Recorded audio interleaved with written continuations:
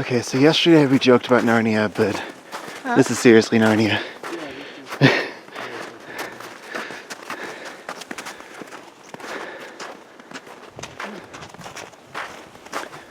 Colorado's crazy. Our second Colorado mountain hike was described as a much lower elevation trip around a path with 3 beautiful lakes. While it was expected to be more snow-covered and slippery than the last one, we were assured it would be an easy hike for all ages. We did not agree with that sentiment. What happened to...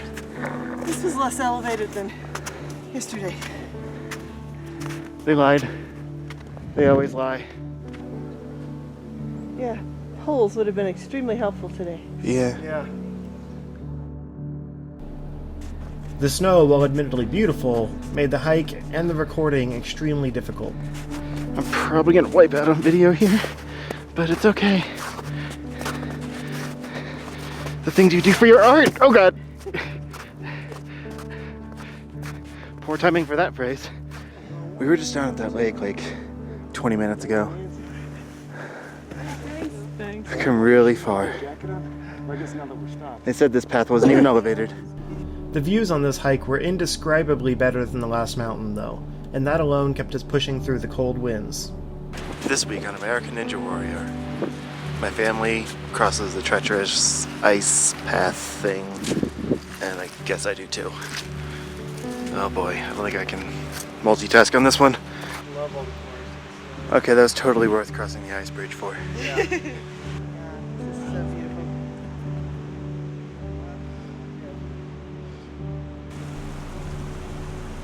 Eventually, we came to a troll bridge overlooking a beautiful waterfall and had to stop and marvel for a while.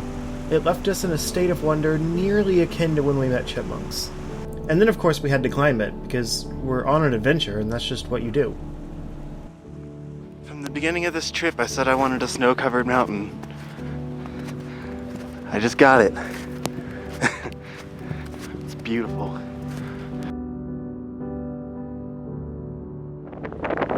This is super cool.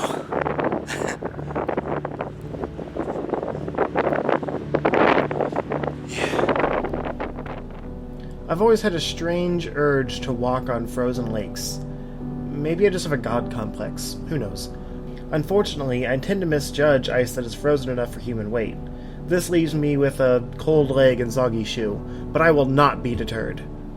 For the second attempt, my brother dared to join me while Mom cowered on solid ground.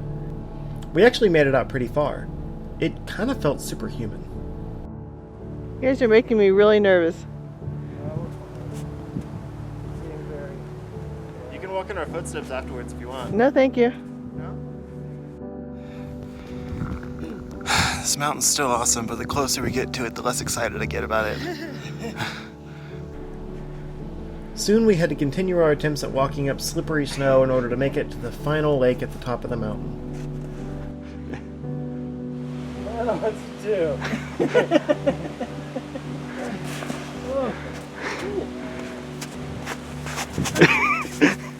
do. Mom's just gonna crawl. This is my favorite. I love it so much.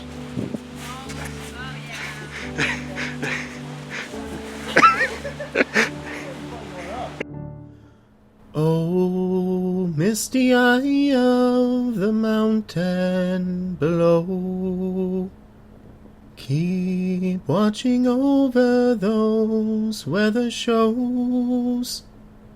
And should this lake be filled with ice and snow, just let us know so we don't go. I know, we're as disappointed as you are. Unfortunately, that's about all there was to see after all that hike, but the journey there had more than made up for the final destination, so we turned around and slid our way back down the mountain.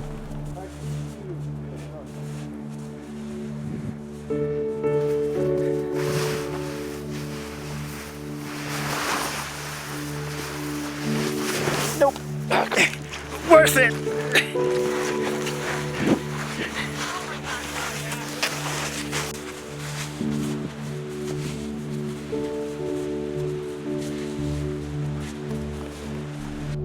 at least there was still plenty of beauty along the rest of the path.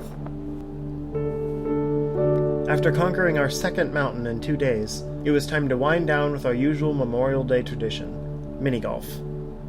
After all these years, though, Mom still hasn't quite gotten the hang of it.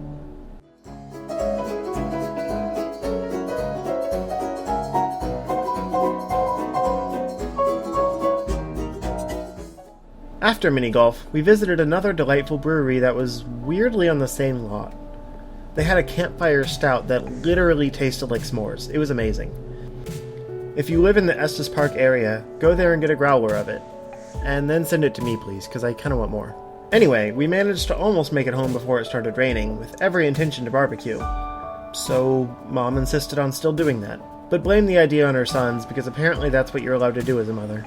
Mom wanted me to record her barbecuing outside in the rain. I guess because maybe it's my fault, is her thought, but I still just kind of think it's funny. I hate you. Well, that's not very nice. Barbecuing's totally doable. You didn't have to do it. It tastes better this way. It'll taste even better being cooked in the rain. Keep telling yourself that. Hope so. The rain meat was really good, though. Tetris level 9.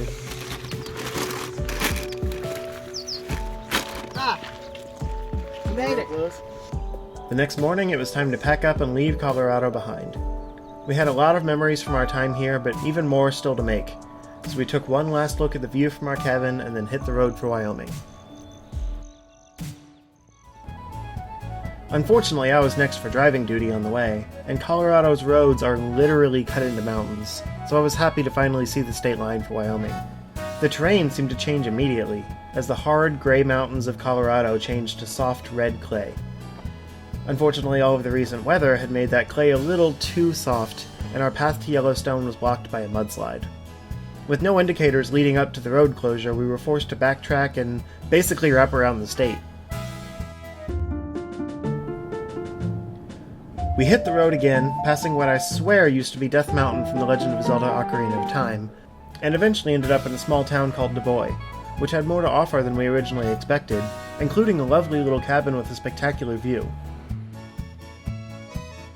Okay, so this is the view from our hotel. This place was a total accident, so that's pretty awesome. Way to go, Wyoming. Also, buried in the back of a convenience store was the world's largest jackalope exhibit, which pretty much made the whole trip worth it.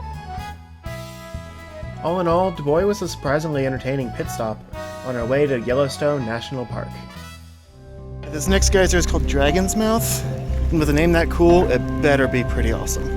Oh man, it makes dragon sounds and everything.